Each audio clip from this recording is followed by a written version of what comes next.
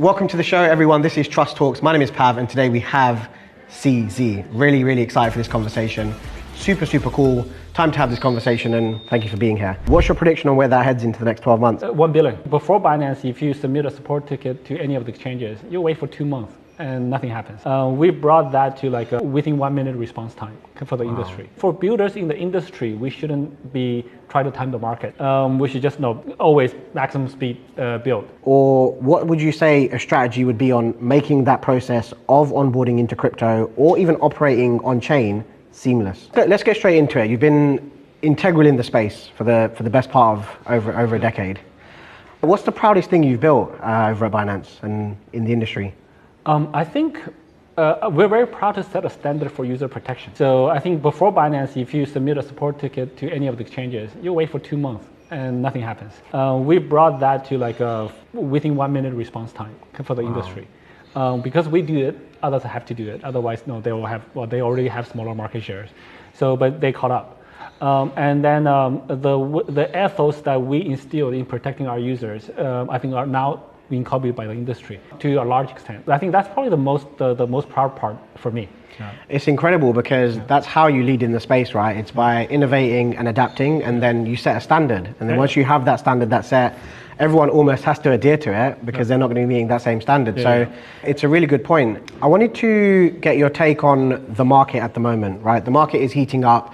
We're seeing a lot of different narratives that are flying around in different directions. What's your take on where we're at the moment and where you see that in the next sort of 6 to 12 months? I think the next 6 to 12 months is going to be quite interesting because if we look at the historic cycles, it's very spot on 4-year cycles, right? But history doesn't predict the future. If we go based on history, then this next 6 months, this year is supposed to be still a very bull year. And it usually happens in the last half year of the 4-year cycle. So if that's true, then the next 6 months will be extremely exciting. But we don't know for sure. So I think we should be prepared for a less optimistic cases. But regardless, we continue to build. I think for builders in the industry, we shouldn't be trying to time the market. We should just always maximum speed build. So I think in terms of product development, there's no difference. In terms of market sentiment, we should expect either a big surge or I think most likely that's what we should prepare for. Like in terms of product infrastructure, servers, bandwidth, etc. We should prepare for a big surge.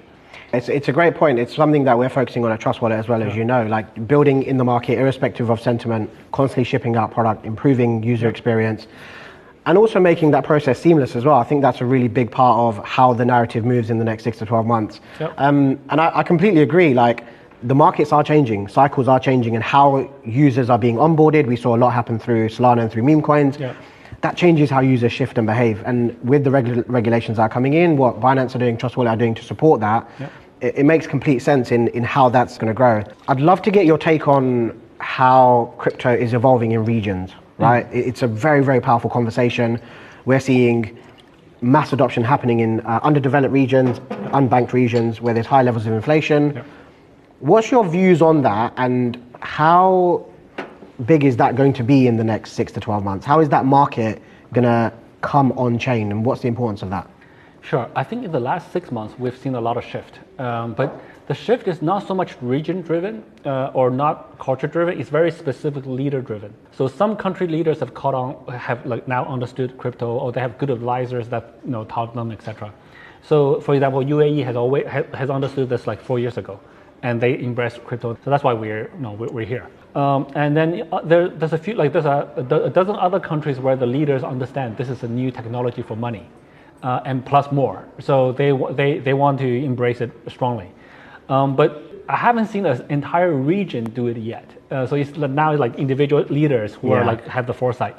They are influencing other countries near them, etc.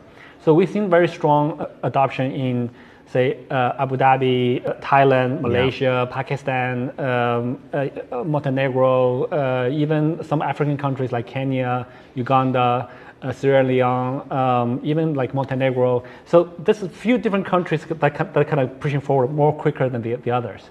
I think now we're seeing the early adopter countries. So we haven't crossed the chasm just yet. So I think once we get to 20 countries, get to 10%, And then that's where you start to cross the chasm. So That's actually a great way to think about it. It's a good way to visualize it, to see like how is that shift happening and at what rate is that happening. So it's really cool. And one of the conversations I had earlier today was about how the East focus on infrastructure and it actually being a requirement for them to operate on chain. And I think the seamlessness comes into that. What's your thoughts on, or what would you say a strategy would be on making that process of onboarding into crypto or even operating on chain seamless? Oh, that's probably the most important product area that we need to solve as an industry. I think right now, for most people to operate a wallet is quite difficult, right? Yeah. So for most first-time users from Web 2 into Web 3, they have to deal with a private key, and then they have to deal with a backup, how to secure that in a secure way, which is difficult. So this is why Trust Wallet is super important. This is the first onboarding experience for the users. So I think we still need to evolve and make that process a lot better. If we can significantly improve this, then we'll get a lot more adoption. So that's on the technology front.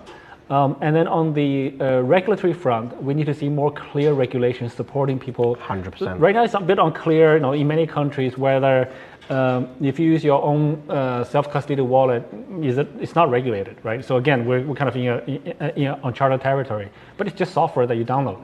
And many wallets, including Trust Wallet, have like mostly open source. 100%. Right. Yeah. So you can download, compile it yourself, etc. So there's no central people operating it. So I think this is a key part, the onboarding part.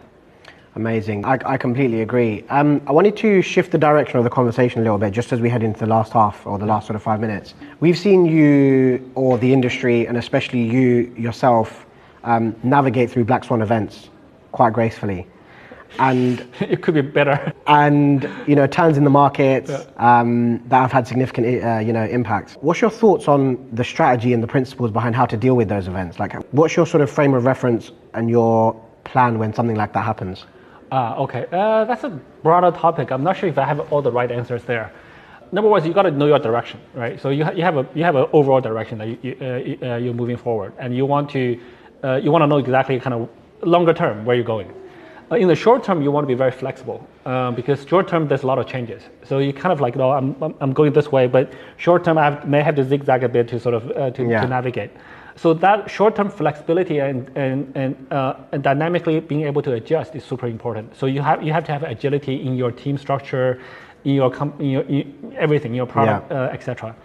And then also being able to take some hit, right? So being able to survive some hit, some setbacks, whether it's a bear market, whether it's a downturn, whether the price crashed, whether it's a security incident, or whether it's some legal issues, etc.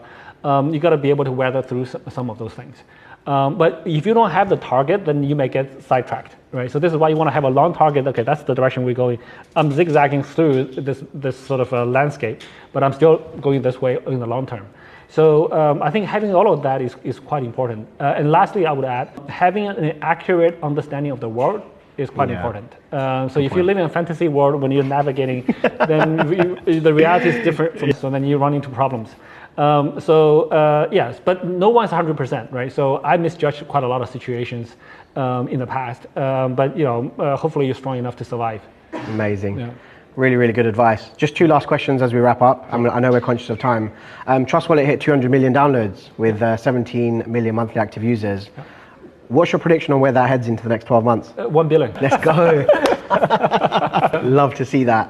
Final question. We know you got a Binance tattoo. Would you ever get a Trust Wallet tattoo? Let me consider that.